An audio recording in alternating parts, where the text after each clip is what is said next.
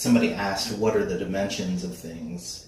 And I was like, guessing. So the overall dimensions of the drawers are just under 39.5 inches. So this is going to be about just under 38 inches interior. So, and the inside is 26.5.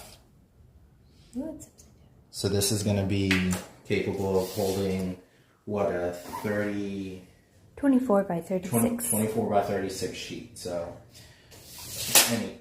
any prints that we do, we can go as large as 24 by 36 and be able to store them in here. And I mean, that's about as large as we get. So here we go.